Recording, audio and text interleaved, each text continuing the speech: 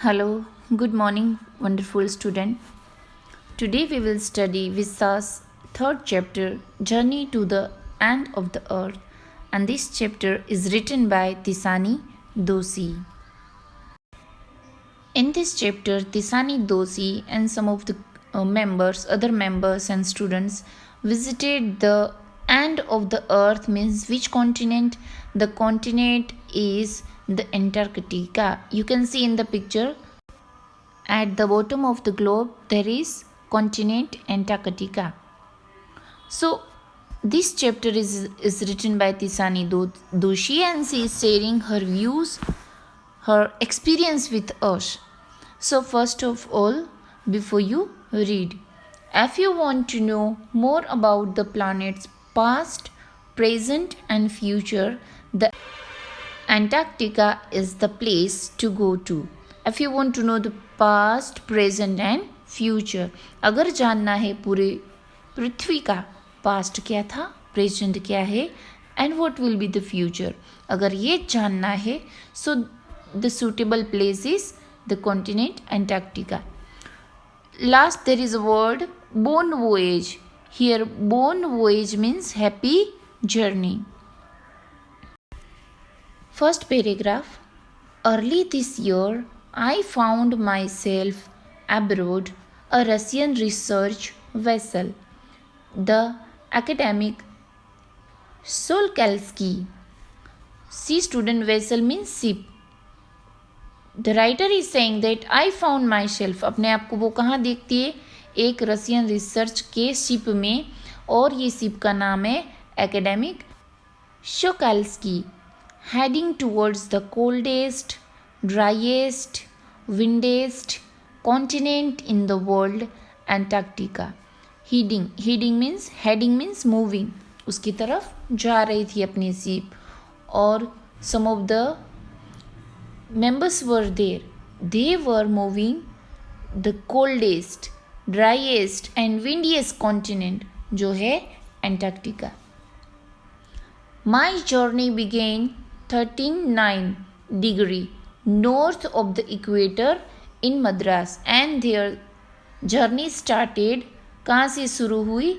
मद्रास से, and involved crossing 9 time zones, 6 checkpoints, 3 bodies of water and at least as many ecosphere.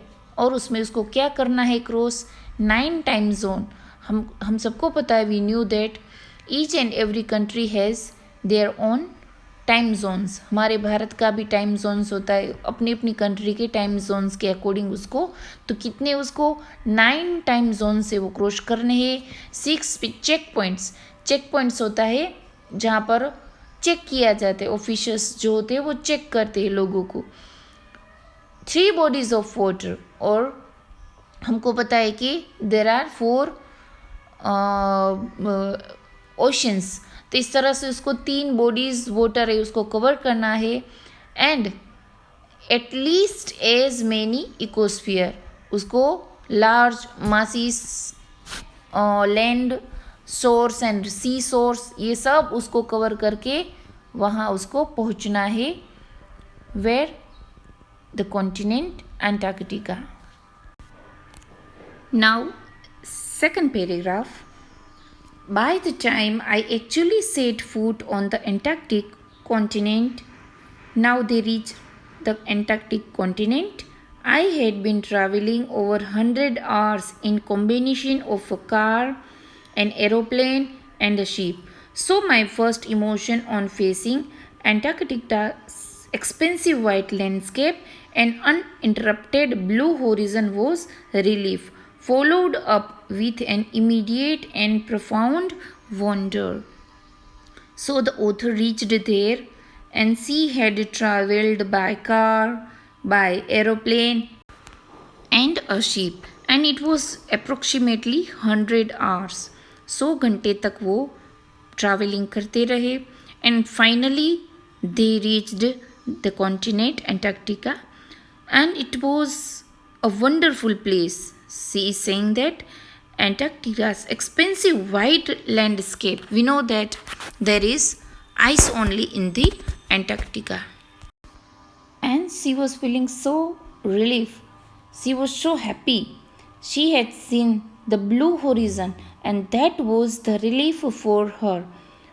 And it was wonderful, and she was so amazed. वो बहुत ही surprise हो गई वो place देख. Profound means deep wonder. वो बहुत ही सरप्राइज हो गई.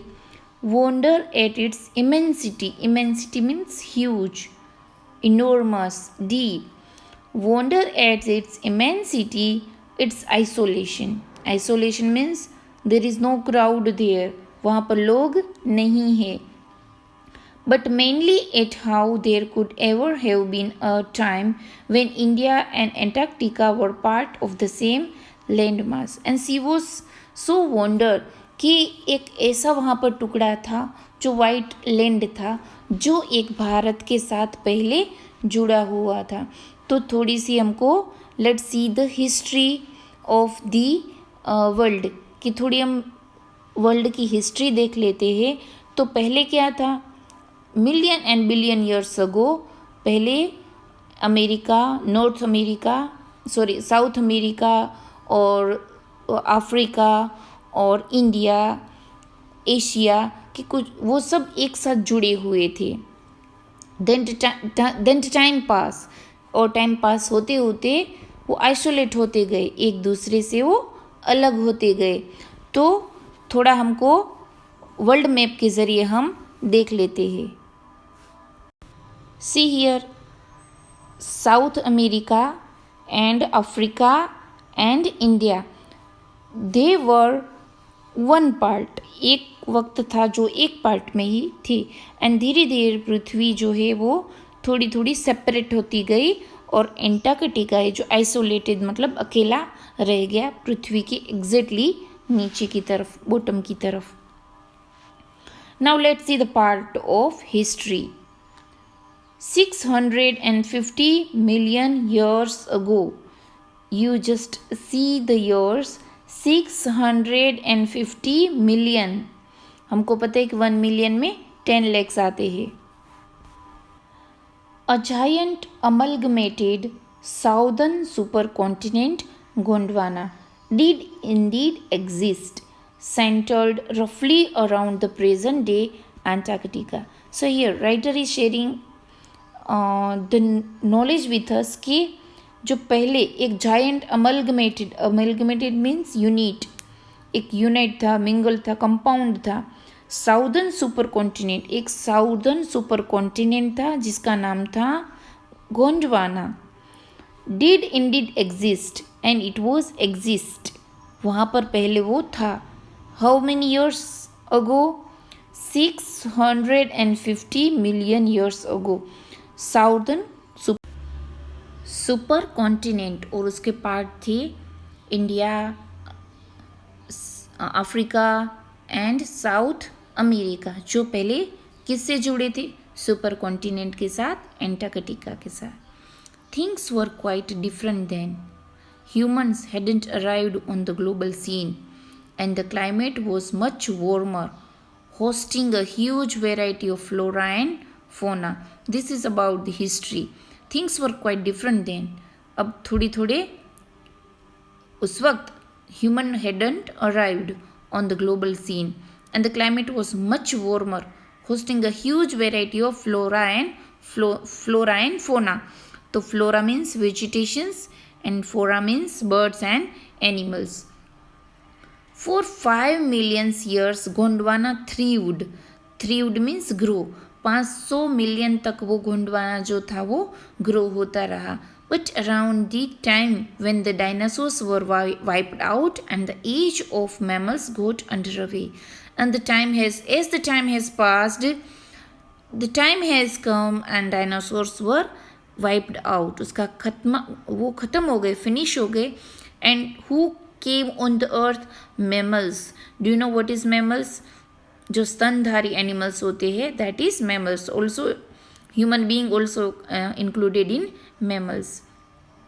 तो फिर डायनासोर्स वाइप्ड आउट हो गए और मैमल्स पृथ्वी पर आ गए. The land mass was force to separate into countries, shaping the globe much as we know it today.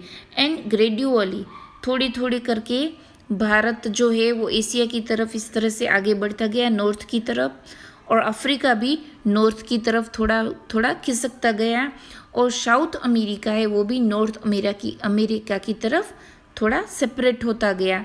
In this way the today the globe we see, जो आज हम globe देख रहे हैं, इस तरह से वो एग्जिस्ट हुआ.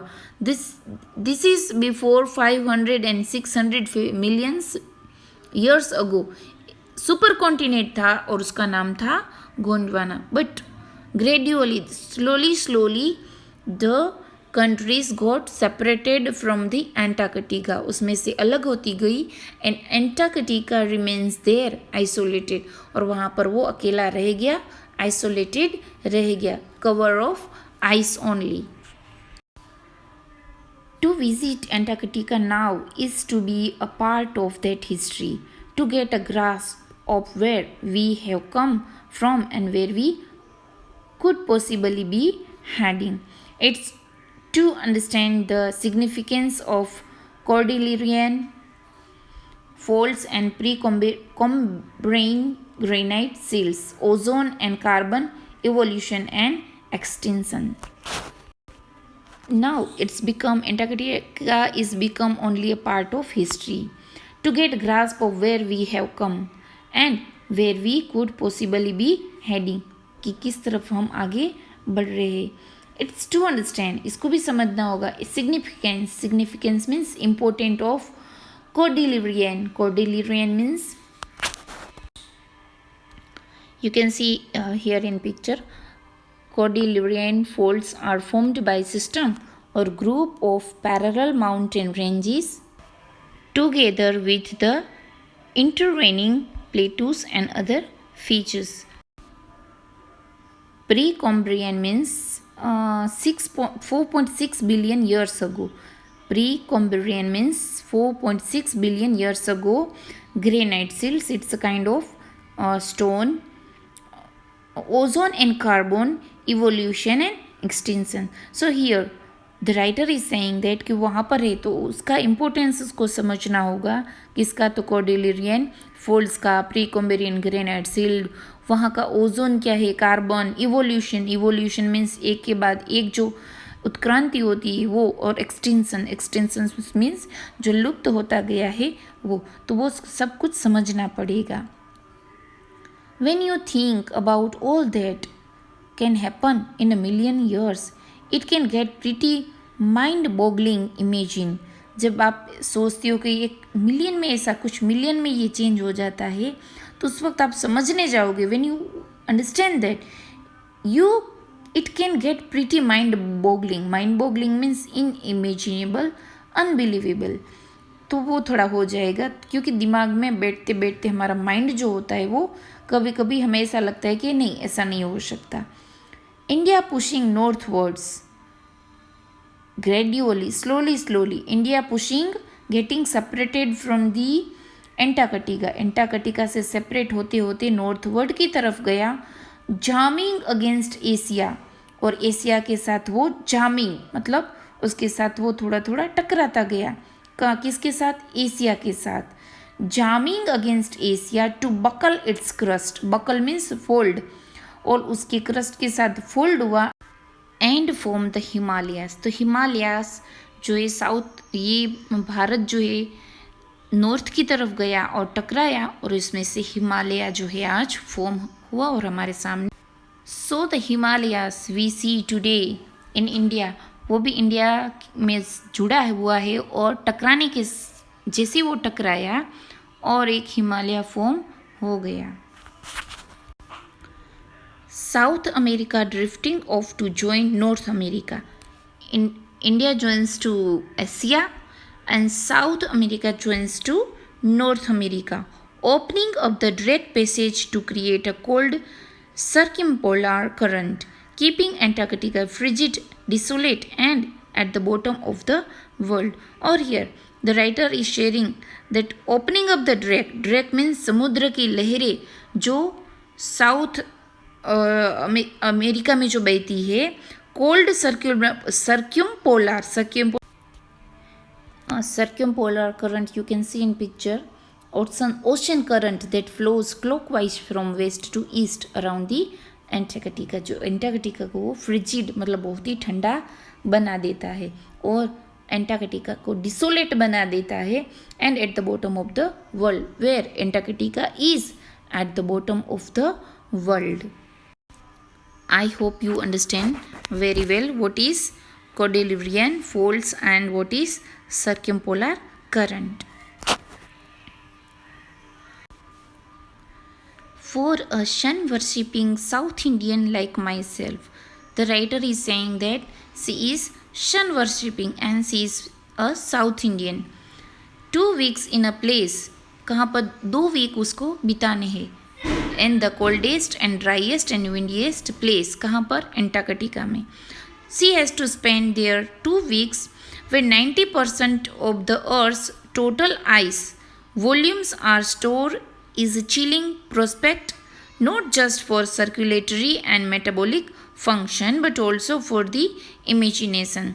She has to spend there 2 weeks and she is thinking about कि 90% जो वहाँ का एरिया है totally cover with the ice.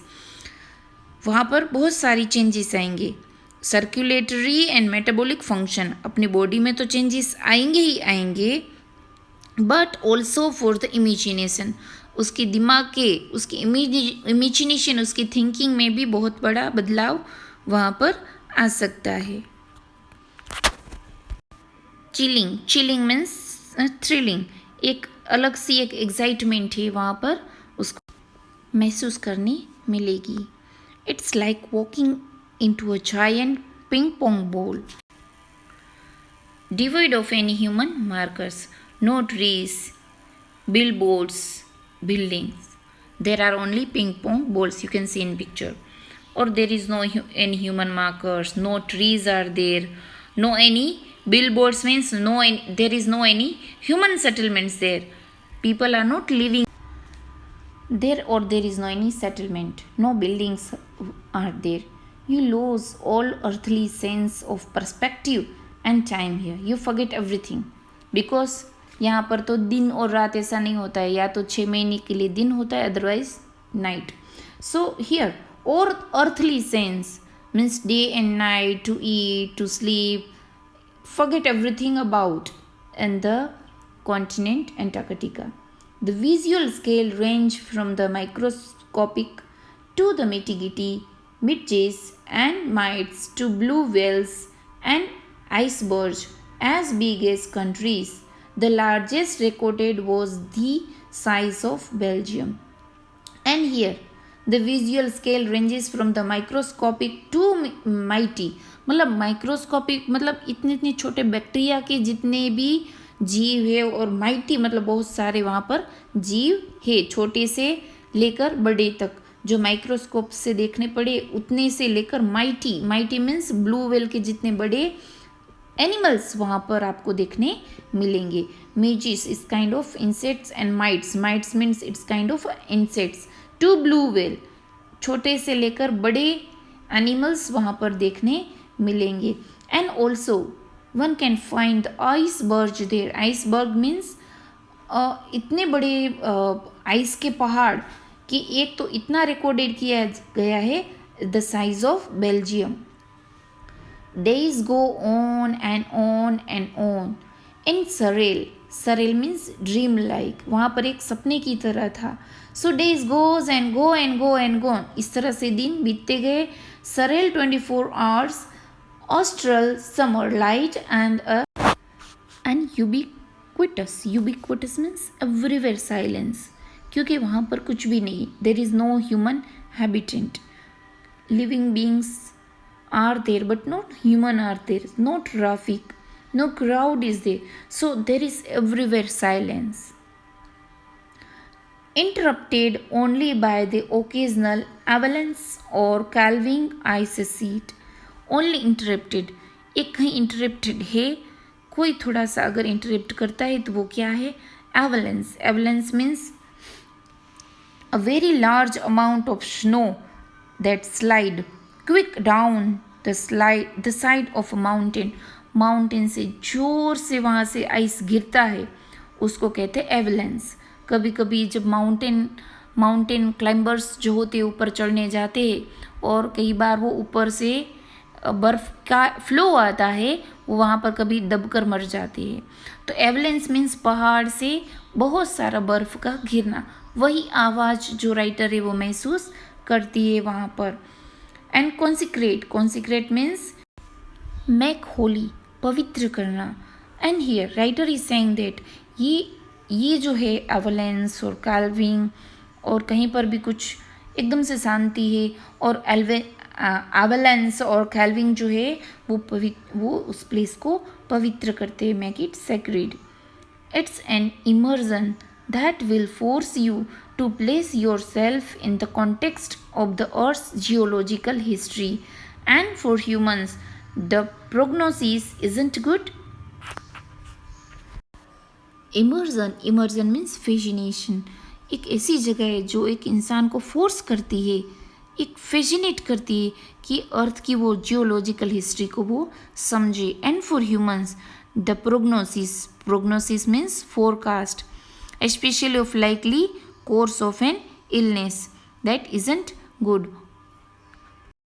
So student, we understood, or there is an introduction of the writer कि वो कहाँ जा रहे, कितने check post, so and so, how she reached there, and also she explained to us part of history में गोंडवाना जो है आपको बहुत याद रखना है। Gondwana is a super continent, पहले था, it was a super continent in which some of the part of America and India also joined with the Gondwana supercontinent, and gradually they got separated and India went towards the Asia and South America went towards the North America. और how the Himalayas occurred, वो कैसे वहाँ पर वो बनता है, how Himalaya had been made, कि कैसे वो बना। साउथ अफ्रीका जो है वो नॉर्थ अमेरिका की तरफ वहाँ पर वो सेट हो जाता है। In this way the Antarctica got isolated, तो वो थोड़ा अलग थलग सा हो जाता है। तो हमने इसकी हिस्ट्री भी समझी, थोड़ा इंट्रोडक्शन भी हमने समझा। इसमें एक क्वेश्चन है, how do geological phenomena help us to know about the history of human kind. ये क्वेश्चन आपको लिखकर आना है। And the another question is what is Gondwana, you have to write about Gondwana also. And also these two question and answer I'm giving you, and read the chapter page number 18, 19 and 20's first paragraph and write the word meaning in your classwork book. Thank you and have a nice day.